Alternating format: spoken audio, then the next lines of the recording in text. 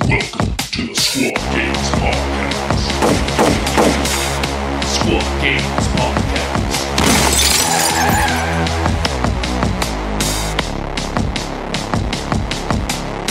And we're starting. Dakotah, how is that hot dog of yours? It was good. You know, I like hot dogs. What do you like to put on them? Some people call me a hot dog. Really? I don't think you have like that weird tan on you, so I wouldn't call you a hot dog, but okay. Yeah, you know. I don't know. Do you think they ate hot dogs and like when they were filming like Lord of the Rings? Probably once at like the craft service table brought like some kind of hot dog sausage. Well, it was recorded in New Zealand, right? Yeah. Do New Zealanders eat hot dogs? They probably do, right? Maybe. I feel like if there's anyone from New Zealand, you should tell us if you eat hot dogs. Why wouldn't they, Giacomo? That's Seems weird if they wouldn't. That's what I'm saying. You know, like hot dogs it would seem feel like weird. They're everywhere except for like, you know, in Timbuktu or something. You know? Over there, somewhere in Timbuktu. No, I love myself a good hot dog. I had a hot dog today, so that was cool. Yeah, but I like to put mustard on mine. I'm pretty basic. Yeah, I like mustard and ketchup. Okay. Yeah. Do the Helix. That is it. That is it for me. Have you ever done chips on your hot dog? No, but I do chips on my sandwich. That's similar, but I think it's better on a sandwich than on a hot dog. It's true. Anyway, this weekend you went somewhere. Where'd you go? I went to Nova. I flew to Washington, D.C., and what a journey that has been, to say the least.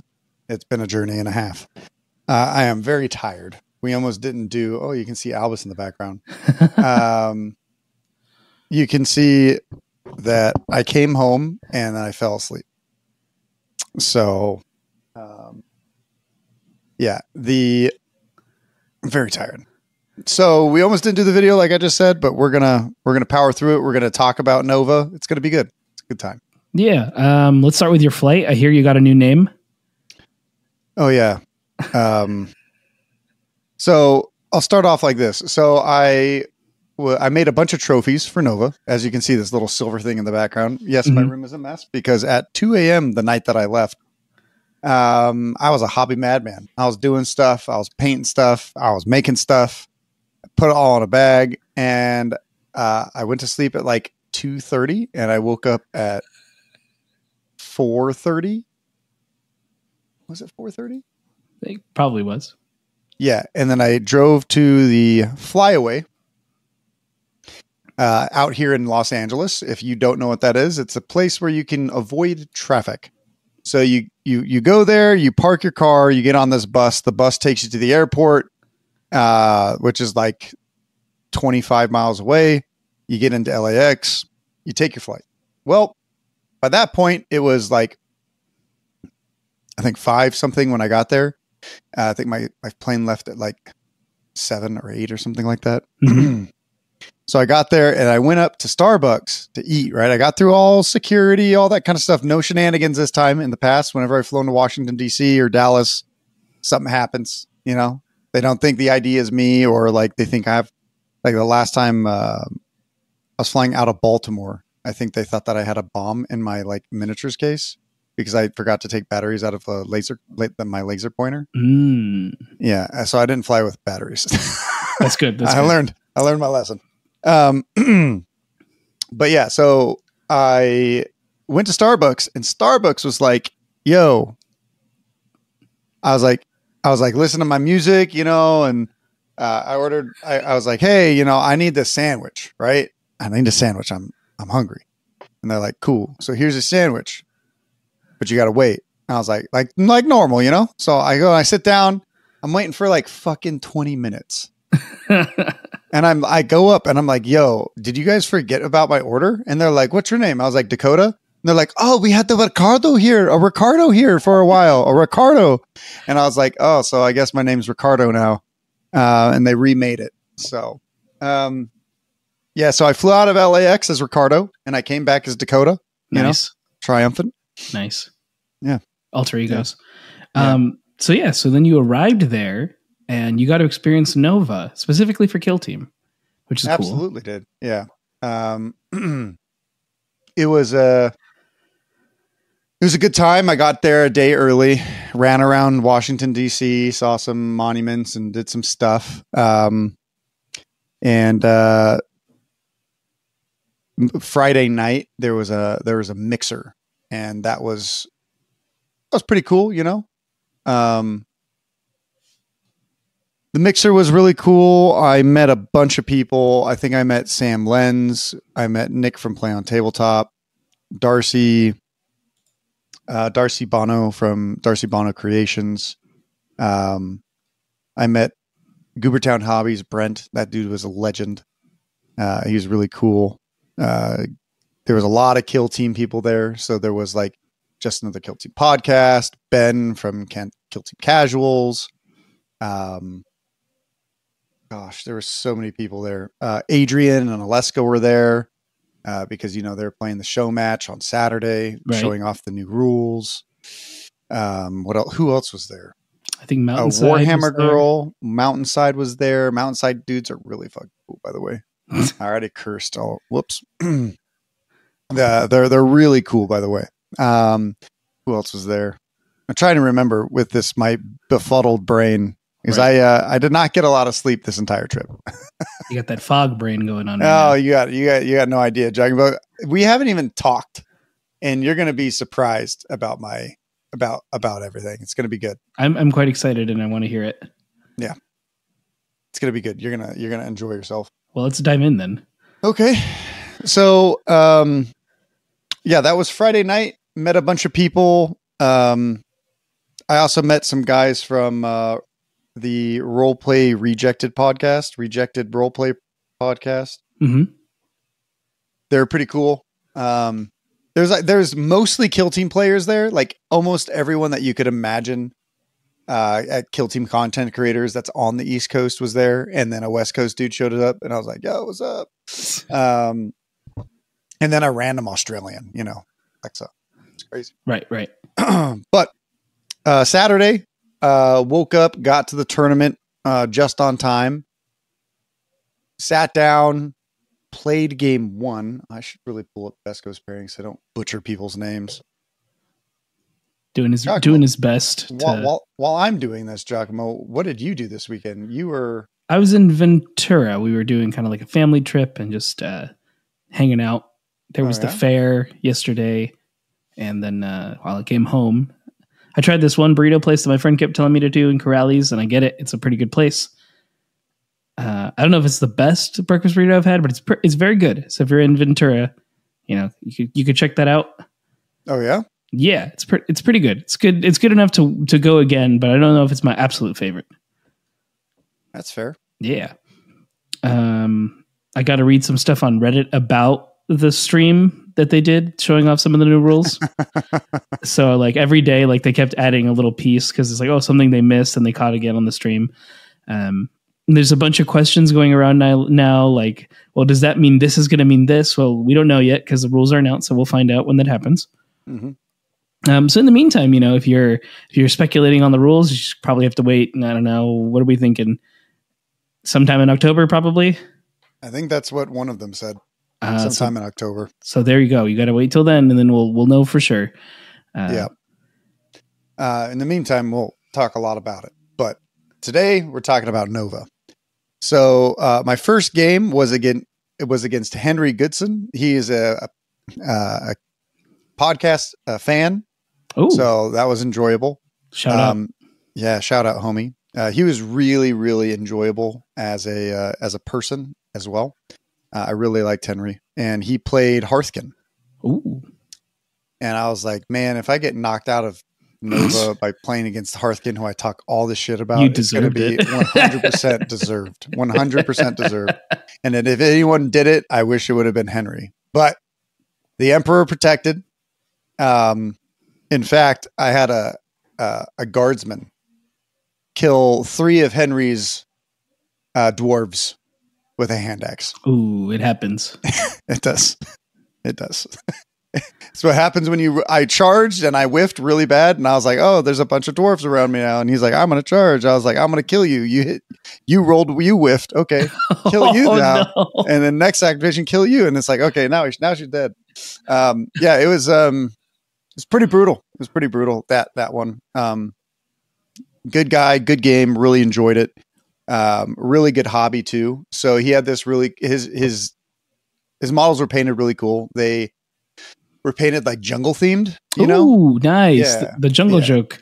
Yeah. So and I couldn't see all the colors, but I could definitely see like the highlights of the greens and stuff. So I knew it was jungle themed. You know, really pretty team. Then I ended up playing against Shane and his Felgor, and boy, did I make Shane sweat. We were playing on Into the Dark, on Secure, and Shane from Command Point. He's one of the best kill team players in the U.S. and definitely played against him. I played as good as I could. I lost. I don't remember the score. I think it was like 19-15 or something like that. But I didn't let him max as Felgor. And on Into the Dark, I felt proud, you know? Right. There's like one move I could have done at the end to like really make sure that it was like a 17-15, you know? I could have blown up. So he was like, hey, I'm going to make your demo man a guy that I want to kill. And I should have just like killed my demo man. I should have just like suicided him. Just been like, okay, boom, explode. You know, take it away from him. Yeah, but there's another point in the game where I was going to blow myself up, and then I decided not to, and I ran away, and then he got the final charge, and he was able to get him. It was unfortunate. I was trying to get center line again. So if he didn't die, though, it would have been a lot closer. That's what it comes down to. I think we might have tied or got real close. It would have been like 16-17. But Shane was a great competitor, great opponent. Very much enjoyed it. Then I played Thomas Arthur. Thomas was another dwarf enjoyer. He is from Canada, and he is an awesome guy. He brought an amazing display board with a bunch of Harnkin Jaegers on this like floating like oil rig where they're like mining stuff, and he had a bunch of like bikes underneath, like throwing up water. Really quality strips around everything. And let me tell you, I met his brother, Alex Arthur, at LVO. So I came up to him before the event even started. I was like, hey, dude, good to see you. He's like, I don't know who you are. I was like, oh, that's upsetting. I guess a TO is not that memorable. And then I turned around and his brother was there. He's like, what's up, dude? They're twins. He's like, oh man, what's up, Ross? Remember you from LVO? And I was like, oh, what are the chances of that? You know, I was like, now I don't feel as bad, you know, witness me, you know? So, yeah, that was cool. So Thomas had, Jaegers, and, I tried to tell him, I was like, hey, just so you know, my guy can get within an inch of this point and blow up here. And he was like, okay. And throughout the game, the first turning point, he put 2 models there, but he was like, hey, I'm going to make sure these 2 guys are outside of 2. I was like, okay. And the demo man went up, and I opened the door and then killed 2 of his models. And he was like, oh, I forgot that it's a 2-inch blast from a point, not 2 inches blast from a person. So I got an early lead. You know, I think every single round I took 4 hand axes and a rosary. Every single round. If you can chop off damage, you know, why not, right? Every opponent I took 4 hand axes and a rosary. I just played blooded. Right. You should switch to blooded. No. You'd probably play them pretty well. I probably would. Last match of the day. Arthur also was such an amazing sportsman. So it was really cool being able to play somebody who was a great sport, a great artist. He was really, really legendary, and he was one of my favorite matches of the entire time. But we did play on loot, so I was able to do pretty well against him. After losing to Shane, I knew in order to get top pod, I needed to max the rest of my games. So I went in pretty hard against Thomas, and I got 24 points on loot, and I just didn't let him come back. You know, it was rough. But Thomas, you know, sometimes when you get beat, you know, you feel really like sad, or, you know, this or that, or you get down. This guy boss with the biggest fucking smile. You know, he's such a charm of a person. And I'm not saying that any of the people that I beat, you know, was any different, but I ended up playing both the brothers, and I think the Canadian scene is blessed to have them, because I would love to have them in my scene as well. I ended up playing Chad Geist next. I was going into Inquisition, and I already knew there was going to be a rough game, because Inquisition's rather good into Vetguard. Mm-hmm. And we played on open. I played 3 Into the Dark games in a row, and then I played on open. Against Chad, his Inquisition, I floundered quite a lot. I came in with a bad battle plan, and as with Vetguard, you know, I tried to contest one side when I probably shouldn't. I should have just went 3-3 instead of trying to go 4-2. Mm-hmm. And he ended up going 4-2 round 1 because I misplayed. Get that early lead. Mm-hmm. So from that point on, I tried not to panic, and I just kept trying to play my game. But he just took his fist and ran down my throat for a while, you know. Last turning point, I was able to kind of turn it around, and I went, I think I went 4-2 on the very last round. But it was too little too late. And I think we tied on primaries. So it was 4-2, 3-3, 3-3, 4-2. But he stopped me from scoring any central control and any center line, and he maxed his secondaries. So he came in with a great game plan, crushed it. Hell of a guy. You know, he got 10th on day 2. So it was also good knowing that even if I did like get 20 points against him, I don't think I would have made top pod anyways. Nor would I want to do. That pod was nasty. Some nasty people. So I ended up getting 4th pod. The best I could place was 25th. Nice. I was placed 30th. So that night was the night of the stream. Stuck around the whole time. Everyone else went out and ate and came back. And I didn't think I would have had time. So I didn't go out and eat. So I stuck around. And I was starving by the end, because there was a long delay in the round time, you know? Okay. So by the time the stream was done, and I said like I just like left right at the very end, it was like 11 something. Right. So I was like, cool. So I went out and I ate at Lucky Buns, which is a good burger place, you know, around the corner. And I was like, oh, that was good. I ate like eggs for breakfast, a small little sandwich, and then like 11 hours later, a burger. I was like, nice. So it was like the middle of DC. I was looking for an Uber. The Ubers are way too expensive. So I was like, how dangerous could this place really be? So I decided to ride a bird to the place where I was staying. The scooters? Yeah. Huh. Which is like 2 miles away, right? Okay.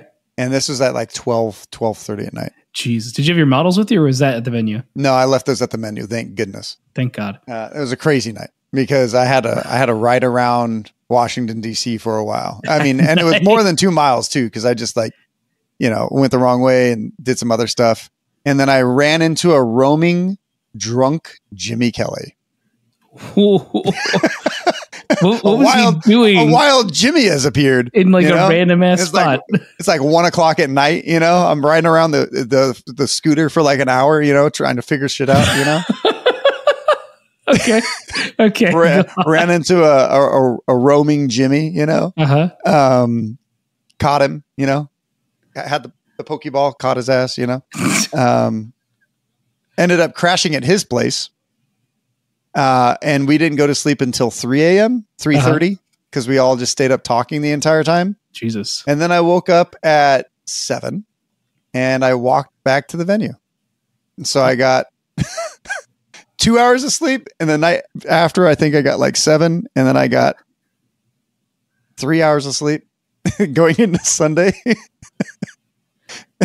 Jesus. So I went back and I was like, all right, let's knock it out. Let's knock it out. Let's see what happens.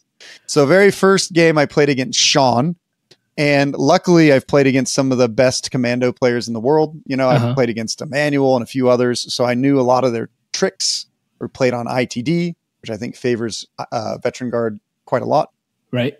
And I was able to demo man 2 of his guys, but I misplaced one of my guys so that he could throw his dynamite, so he could kill 3 models in one. So the very first thing he did, so we set up and I did Into the Breach. I got to this door and I opened it. So he gave me first activation. I was like, thank you, because I needed that, because I want to go 4-2. I want to go 4-2.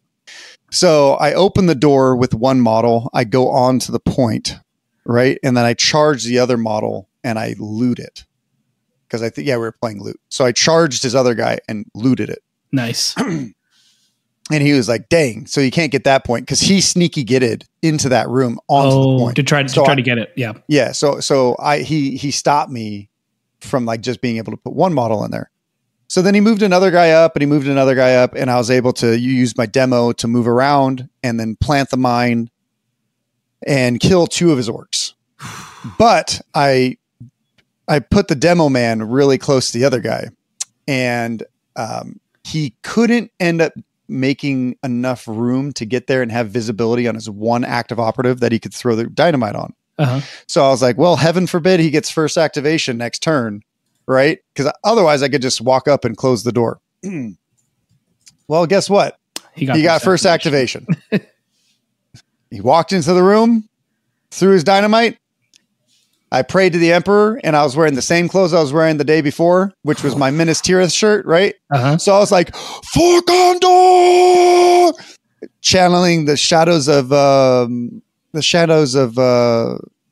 fire and flame through my fists, And he rolled his dice, whiffed everything. Wow! All 3 models lived. All 3 models. Incredible. One model lived. I think the demo took no damage. 1 model lived on like 1. 1 model lived on 2. Pretty rough. Did you end up closing the door?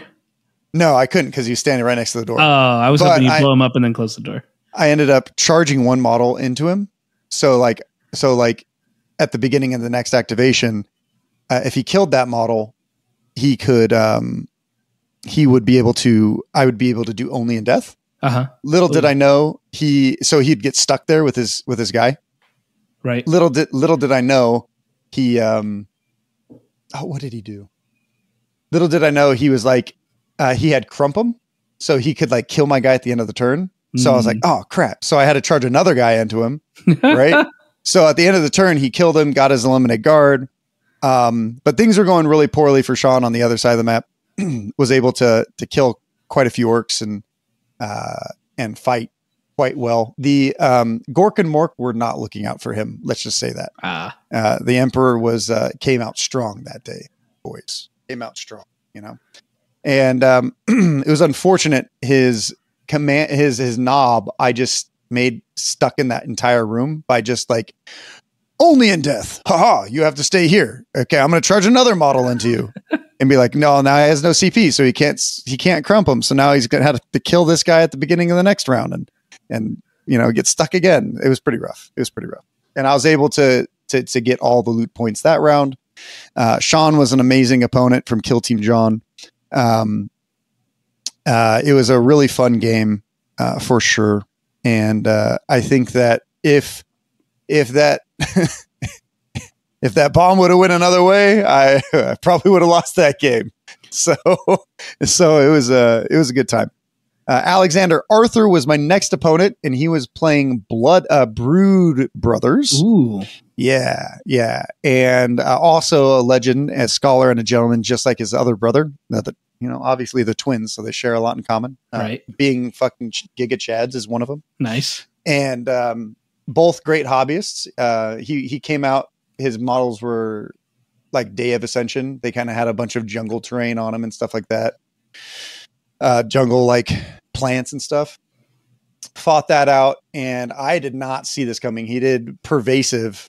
So the very first thing he did, he moved a model out, and I was like, oh, I could try and steal this point because we were playing capture, or I can use a spotter and shoot a guy that is, because we put like 3 barricades in the middle of the board. I was like, yeah, there's no one going through 3 barricades, right? Foreshadowing. So I shot a guy, first activation, killed him. And he was like, oh, I forgot the spotter. And I was like, yeah, don't forget the spotter. So then at the end of the activation, he activated me and he took his demo charge guy, move and dashed, and was just in range to hit my spotter, who hit the demo, who hit the sniper. So the spotter lived on, he threw a frag. The spotter lived on 1. The demo lived on like 3, and the sniper took no damage. Nice. And I was like, well, he has a really big demo charge next round. I hope I go first. I like these stories because you tend to not go first. Yeah, well, I went first this time. Oh, it's to twist it up. Yeah, twist. And so I charged and with a bunch of hand axe guys. I just had really good board positioning on that board. And was able to activate the right models at the right time to make sure that I stayed in control of certain things, and I just traded a tad bit better. But I was able to take the win away from Alex. That's Alibaba trying to send me stuff. I need to tell them not right now. Lols. And then last game, I ended up playing against Jeshua the Kid Kelly. Hey, yeah, he's pretty good, and I don't think Jesh has beat me in a tournament yet. So we ended up playing, I talked a lot of shit, I was like, oh yeah, what do you think? What are you going to do, Jesh? What are you going to do? And he beat me. Nice. So he beat me by 1. It was 18-19. And at the very last activation, he was able to move within 6 of my deployment zone and do gather surveillance, which gave him 2 tac ops and able to get me. Was he playing Nemesis Claw? He was playing Scouts. Oh, also makes sense. Yeah, that's what he was playing last time. Yeah, so Jesh had a really good frag grenade play, but on the other side, he had my hardened veteran held the wall. He held the wall. I was yelling out Gondor every time because it was working, right? 4 minutes to death for Gondor. So he came up with a guy, fought the hardened, whiffed a lot. The hardened was like, I'm going to do 9 damage to you. Kills and he was like, no, almost, didn't kill him. Almost. 10, almost. Yeah. I wish. And he's like, okay, I'm going to attack him again. I was like, cool. I'm going to make feel no pains and I'm going to do 5 damage to you. And he was like, well, because clear the line, baby. Clear the line. You get a crit and 2 hits and the scout player is like, oh, I only got 2 hits.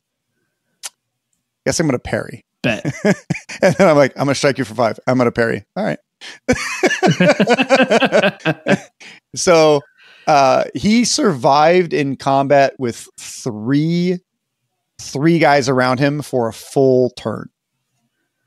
And I was able to have clear the line. So I then used my leader to come up with an extra APL, open a door, kill the guy in the back. And then I had my like a little normal guy run around and with his 2 damage, auto hit the guy with 1 life, killed him. And I was like, yeah, this is how it's supposed to be.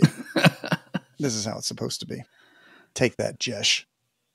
And then he ended up beating me. So, I mean, nice. Yeah. The tracker was the one that finally took out the, the tracker, nice. Not the tracker. The dude, the hunter dude. The dude that's like lethal 3s when he climbs over stuff. Yeah. But he didn't have lethal 3s. But he finally took down the harden, Yeah. Nice. Yeah, Daddy River was too much. So at the end of it, a couple interesting results, right, from Nova overall. Final matchup for first and second place. I saw was Orion Wolfong playing Gellerpox Infected versus John Reese playing Gellerpox Infected on Into the Dark. And it looks like still is tier. Yep. Orion took the win with a 7-point difference. So, that happens. That's pretty good. Yeah.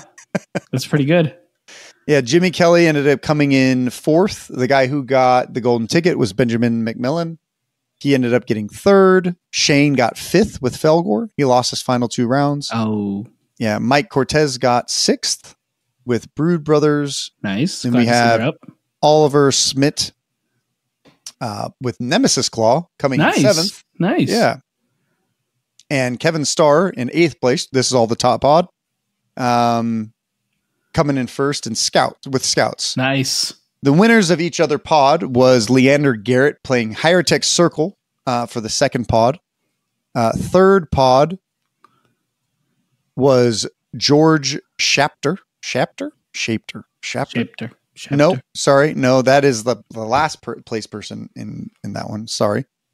Chuck Yee ended up getting from Top Tier Gaming with Scout Squad, and Miguel came in right after him.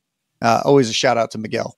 Even if he didn't win his pod, he ended up winning Best Painted Single Mini, as he usually does. Yeah, amazing artist.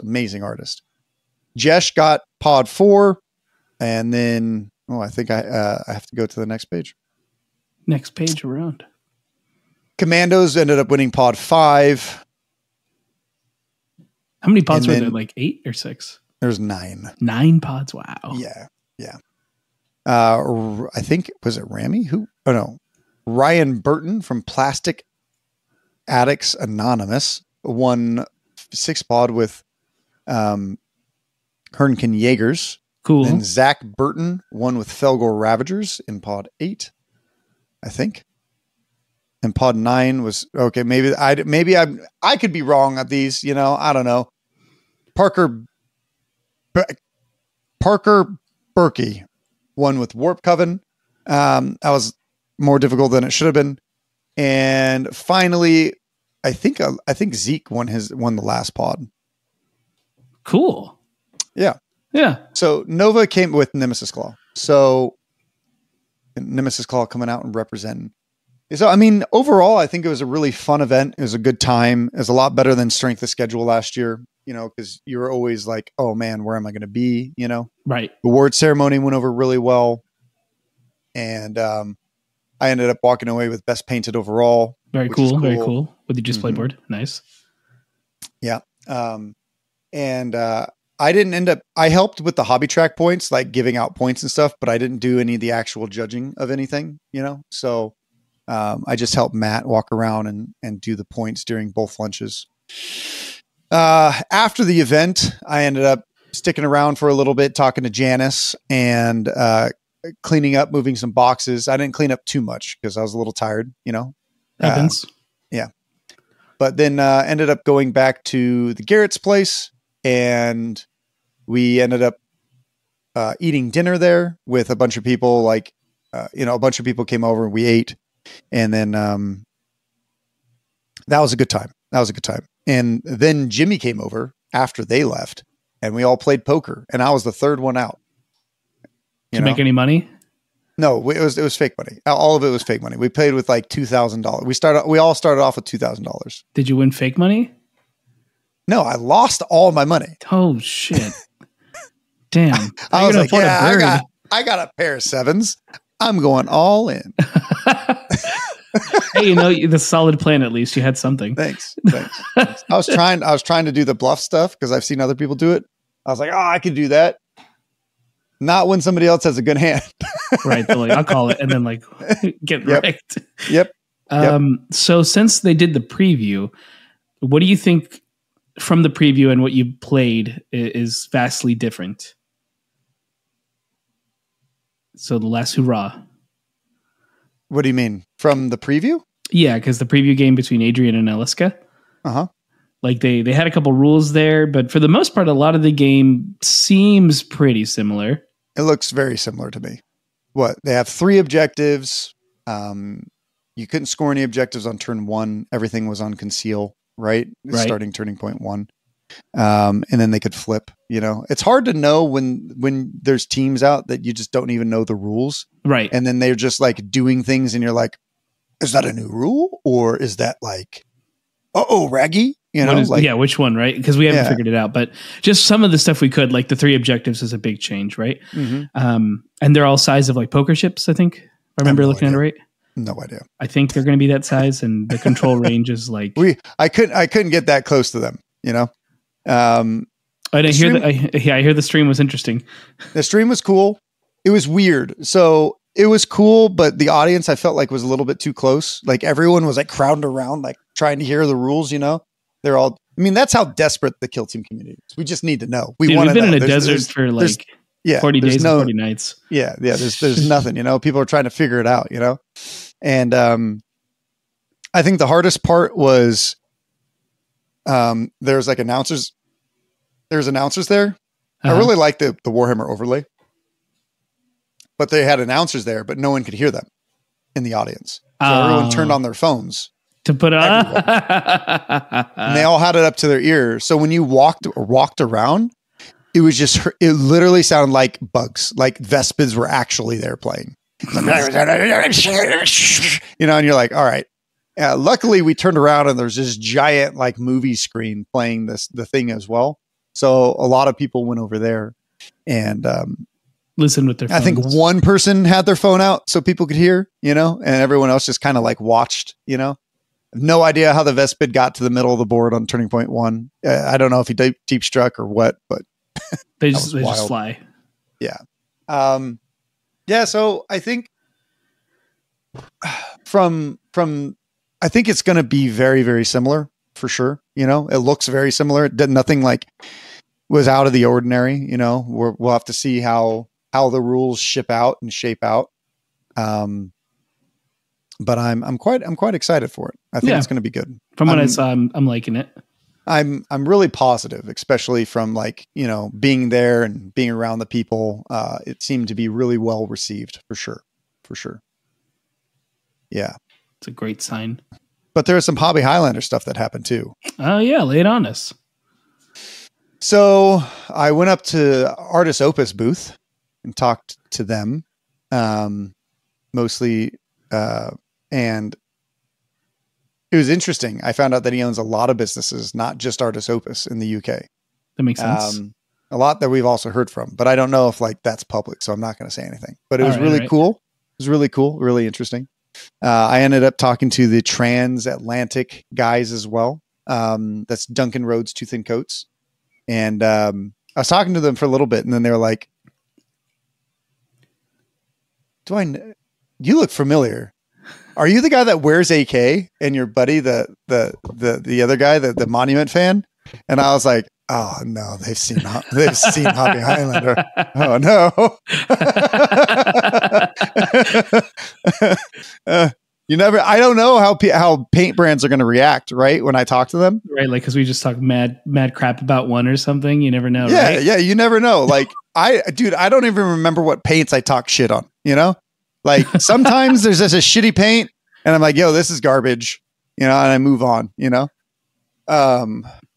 but like, they're telling me, they're like, oh man, they knew they would like the silver episode. They weren't going to do as well as they could have because we didn't use a specific silver, right? Like one of their silvers that they think is their best silver. And, so like, it was interesting talking to them, and then they really liked it and they thought it was really funny, and they liked the non-biased stuff, coming out, and, it was enjoyable. I also talked to Monument. It was a very short conversation.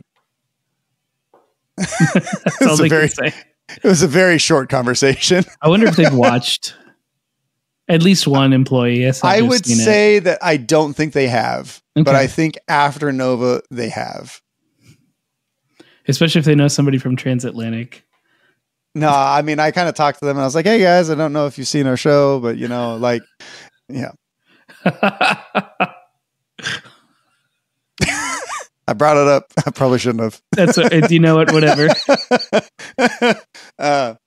Yeah, but they also like. I told them, I was like, like the paints that we've tested so far for Monument haven't performed very well, but there are paints in the future that perform really, really well. Right. But they didn't care. Which I think is normal of paint brands. Like not everyone can be a winner. I mean, that's the most interesting thing about paint brands is like. I also had a really interesting conversation with Artis Opus about paints in general and kind of like the chemistry and stuff like that.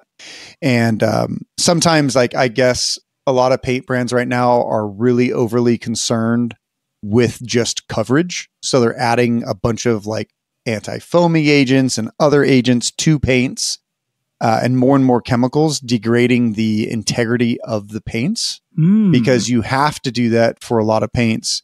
And he said it was interesting hearing him talk because he was like, there's like a wide range of paints, right? Like you have this end of paints is like your super coverage paints, like your paints that are going to cover and do everything.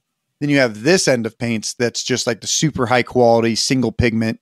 And the closer you get to this side, the less coverage you're going to get. The closer you get to this side, the less quality of a color that you're going to get, right? Okay. Like hues and saturation and stuff like that. So you have to try and find that perfect mix, you know, of what you're trying to go for a paint brand. And it seems like more and more brands are going to just coverage, which is getting away from like the pure integrity of a paint, which was a very interesting take, for sure. And I tested some paints there that were really nice. Did you get to try the Nova orange color? Nah, dude, they like Monument. I did not. I did not. It's all right. It's all right. Yeah. I wish it looked like a really, really pretty color, and I would have loved to use it. That's interesting about paints, though. You know, it is interesting about paints, and like we don't know their chemical makeup. You know, we're just seeing how they perform on a wet palette because there's other brands. Like sometimes, when you're developing a paint, you have to be like, hey, is this paint going to be good on a wet palette? Right. You know? How does it react gonna, with water? Right. Yeah. Are you going to make it so that it reacts? Is it going to soak up too much because you have a certain chemical in it? Is this going to happen? Is that going to happen? Right. And I think each paint brand probably lends itself to different painters in different ways. You know what I mean? But you know, it's rather interesting seeing how certain paints are done. And I had a really good chat with the Two Thin Coats guys. I was sitting there talking to them for a good 40 minutes, you know. I think they're thinking about supporting All Valley and LVO. Nice. 2 for 1. Yeah. Same with Artist Opus. So that should be a lot of fun. Should be pretty cool. So a lot of the times right after the tournaments, you know, like people go and eat or something like that. I just went into the vendor hall and I would just talk to people, you know, like went on that Saturday when everyone went out to eat. I just went and I sat down and I talked to Artist Opus for an hour. No one was there, you know, right. He was going to go do some kind of seminar, and he was just like, sanding some Space Marines. I was like, hey man, I don't want to take up too much of your time. And he's like, dude, I'm just sitting here sanding, like take as much time as you want. And I was like, bet. All right, bet. All right, my guy. So Byron was super, super, super cool. It was interesting because you don't know how people are going to be when you meet them. Like you see them on YouTube personalities and stuff like that. Like I met a lot of content creators at the mixer. Mm-hmm. And some of them are very much just like they are in real life, like IRL, like I think that I'm kind of one of those people. Like you see me here, this is how I am out there, you know? I can vouch for that. Yeah. And then I will say that sometimes I'll get a little sweaty in a game, you know. I apologize if you felt that way, but I try to be as cordial and sportsmanship as possible. But it's all in good fun, you know, like if I'm going to lose, I'm going to lose in a great way, you know, usually like, through like, you know, getting like 3 guys fragged or something like that, you know, it's going to be good. But, talking to different people is interesting because like the transatlantic guys they had like their main guy from Europe there. They had the main guy from, US there. And I just walked up at the right time. Friday, I tried to talk to Artist Opus, but no one was there. Oh, I just walked by Army Painter. Army Painter is by far the least responsive company I have ever met in my life. They can be a little hard to contact. I'll give you that. Yeah. And then when you walk up to their booth, they're just like, just email us. You know, they're like that content creator that's too big and too good for anyone, you know? I'm not trying to say anything. It's just their customer relations, for people trying to get help with it from them is lacking, in my opinion. Do you think that's because they're like They're too big. Like GW, they're one of the more established brands of paints. Like, you know, yeah, it's really hard to get GW products as well. You know, like for events and stuff. It is difficult. You know, that comes from game stores. Yeah, I think like Army Painter is on that massive corporation level.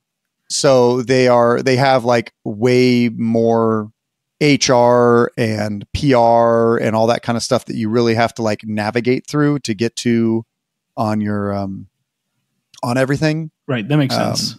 Yeah. But it's cool because like for All Valley, you know, like as anyone listening as a TO as well, you know, you just got to shoot your shot, right? Like, I just would sit down like on Saturdays and just email like 15 companies. Like I shot my shot with Logitech. Did they ever get back to me? No, I'm going to try, you know.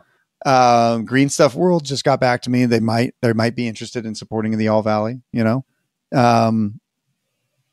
Just think of different hobby brands and different hobby places and just shoot them messages or try to call them, stuff like that. So it's been interesting. You know, you can't be afraid of rejection. That's for sure. Because you're going to meet with no responses to like 4 or 5 no's, you know, before anything else. It was just Army Painter's weird in particular because I had a really good conversation with them at LVO. And I was like, hey, you know, the All Valley is going to have like a lot of players. We had 130 people for this LVO. Would you guys be able to help sponsor those? And they're like, yeah, send us a message here. That's something we would really be interested in. And then I shoot them a message and then I get a message like 3 months later, you know, and they're like, oh yeah, we're too busy to answer stuff. Like, okay. It happens. Yeah. I think that was around the time though, all the new paint line was coming out. So I could see why that could happen. Yeah. But also like recently, you know, so like, well, yeah, I can't excuse that. I have no reason for that, why they would do that, but you know what? Businesses are different. So they sure are. They sure are. I mean, it's generally what I like about the hobbies. There's a lot of very homegrown businesses. It's like 4 guys, you know. Giacomo, did you watch the 3rd edition stream? Did you have any questions? I was there watching that I might be able to. No, nothing that I didn't already kind of do research on, like with Reddit, like looking at like, okay, is that this? This is how this works. Besides obvious like team rules. But the problem is with Reddit, we don't even know if they got it right. Right. Like the guy kept updating it when he was getting new information. Like this is actually what it is. And yeah, but this is all speculation, you know, like. Right. Like, he was only putting like rules that were for sure. This is how it is now because they explain it. Otherwise, nothing really new.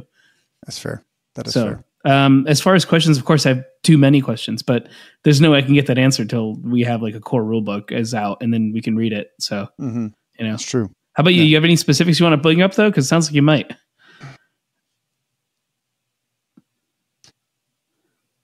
I just don't know how the Vespit's communion is going to work. So I'm really interested in like how many points they get per round. And I think they said that in the Vespid's Warhammer community thing.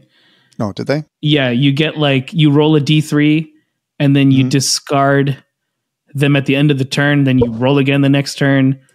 So it's an interesting one. It like happens every turn, which I don't think most of the, like, assuming caster can stay the same, for example, I don't think elite points are going to be, you get an amount in a turn. I think that one's still probably going to be like you have an amount here and then use them.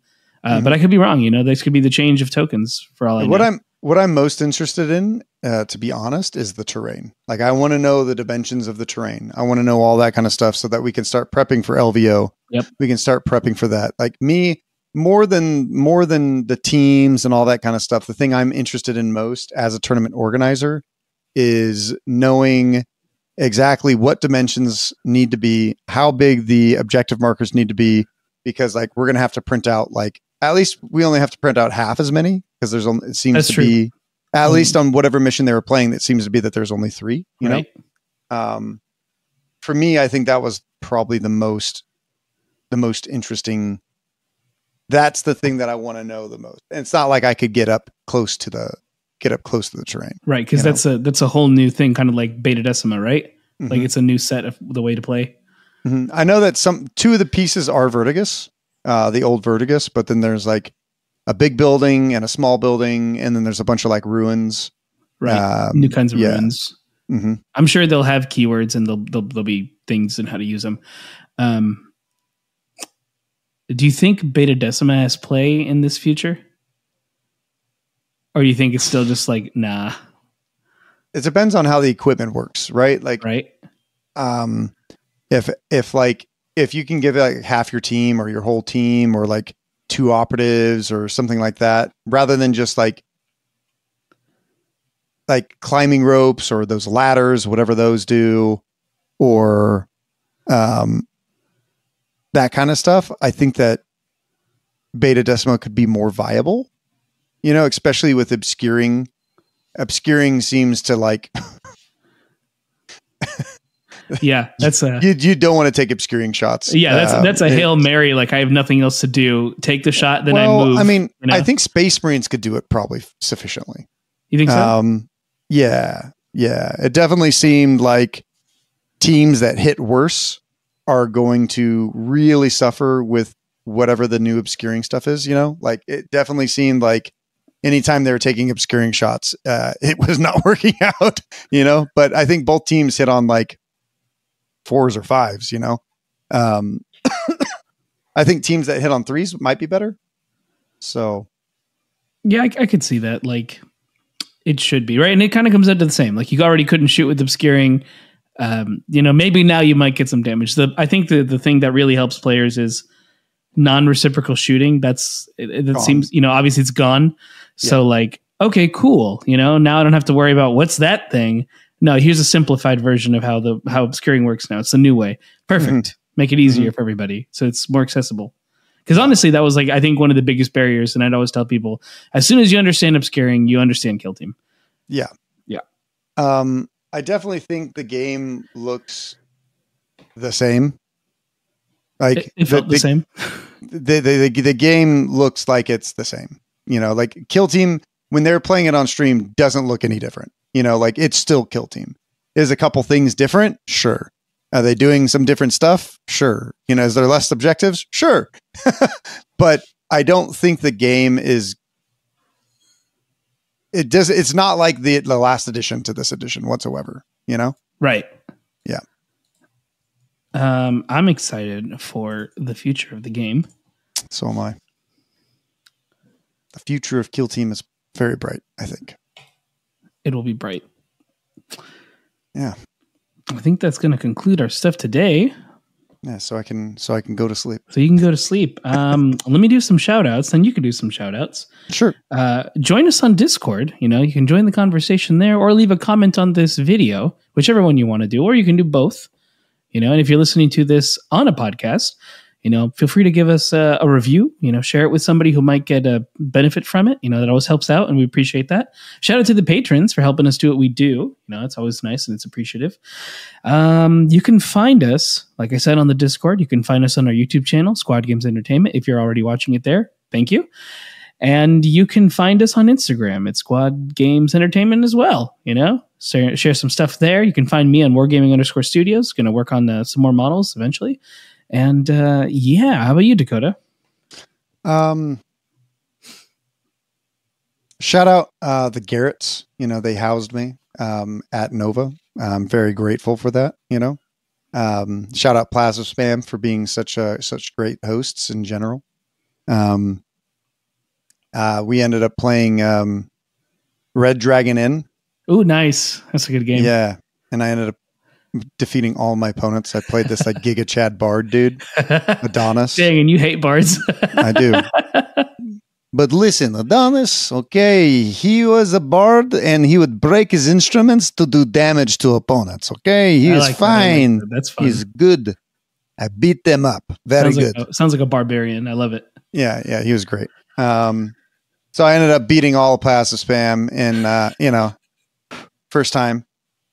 Then lost in poker next time, yeah, it was fun. And I also want to shout out Matt Howell, Matthew Howell. He was the TO for Nova, and I thought he did a great job. He wrangled everyone. There didn't seem to be any big problems or anything like that. He definitely did a great job. Shout out to Janice, I always love seeing her at events and hanging out.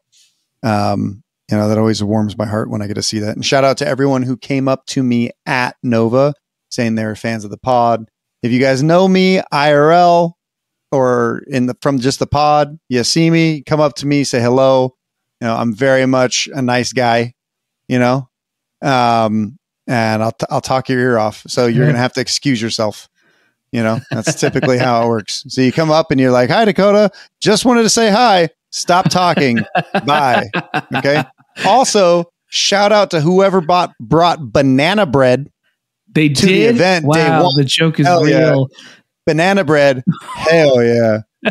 Yeah. Shout out to whoever that was, because I got there and there was banana bread at Nova. Hell yeah, dude. Hell yeah. That's incredible. Yeah. But if you want to meet us in the flesh, we have the All Valley Team Tournament coming up. That is September 21st, right? 21st through the 22nd. To the 22nd. Yeah, that's a Saturday and Sunday. 3 golden tickets. 3 golden tickets. You bring your team, you bring your buddies. We're out here in SoCal in the Santa Clarita area. In a nice venue. We'll be streaming it as well. So if maybe you're in a different country or something, you can't make it, you can catch the stream. We're on Twitch as well at Squad Games on Twitch. Bring your family. Have them go to Six Flags all day. Oh yeah. We're in the city of Six Flags as well. Yeah. They'll go to Six Flags and you'll play Kill Team. There you go. Pretty easy. Easy. Good time. All right then. Until next time. Until next time, everyone. See ya.